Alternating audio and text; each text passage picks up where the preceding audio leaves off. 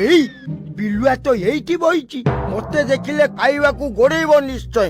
ଯାଉଛି ଛପି ଛପି ପଳେଇବି, ହଁ ହଁ ପଳେଇବି ଜାଗା ଛାଡିକି।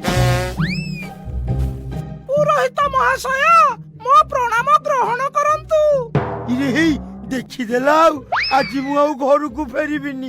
ହେ ପ୍ରଭୁ।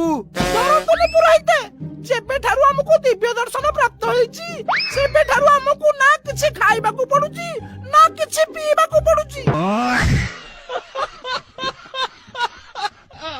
ମତେ ତ କାହିଁ ବିଶ୍ୱାସ ହଉନାହିଁ, ତୋ ପରି ତୁଚ୍ଛ ପ୍ରାଣୀକୁ ପୁଣି ଦିବ୍ୟ ଦର୍ଶନ। ତମେ ବିଶ୍ୱାସ କର କି ନ କର, ମୁଁ ଦେଖିପାରୁଛି ଆପଣ ଏ କୁକୁରଟାକୁ କାନ୍ଧରେ ପକାଇ କୁଆଡେ ନେଇ ଯାଉଛନ୍ତି। ଆରେ ତୁ କି ଦିବ୍ୟ ଦର୍ଶନ ପାଇଛୁ, ଛେଳିଟାକୁ କୁକୁର କହୁଛୁ? ଆରେ ମୁଁ ତ ପାଇସାରିଛି, ହରିମ ଆପଣଙ୍କର କଣ ହେଇଛି କିଏ ଜାଣେ।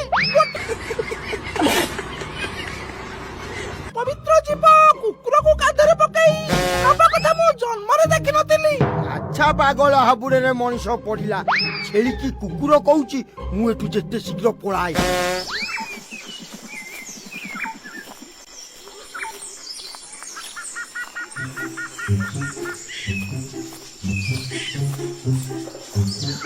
ছি ছি ছি, ଏ କି ଦୃଶ୍ୟ ଦେଖିଲା ମୋ ନୟନ। ପ୍ରଣାମ ମହାଶୟ, ଏ ମୃତ କୁକୁରଟାକୁ ନେଇକି ଆପଣ କୁଆଡେ ଗ୍ରସ୍ତ କରୁଛନ୍ତି?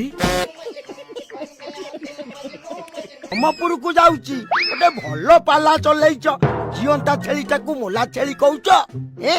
ମଲା ପଶୁଟା କେମିତି ଜିଅନ୍ତା ହବ ମୁଁ ଜାଣିନି। ଠିକ ଅଛି, ଆପଣ ୟାକୁ ନିଅନ୍ତୁ, ବାଟରେ ଯିଏ ଦେଖିବ ସିଏ ନିଶ୍ଚୟ ହସିବ। କି ଦିବ୍ୟ ଦର୍ଶନ ପାଇଛନ୍ତି?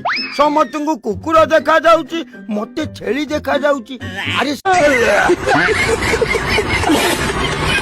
ସେ ଦୋକାନୀ ମତେ ଠକି ଦେଲାନି ତ?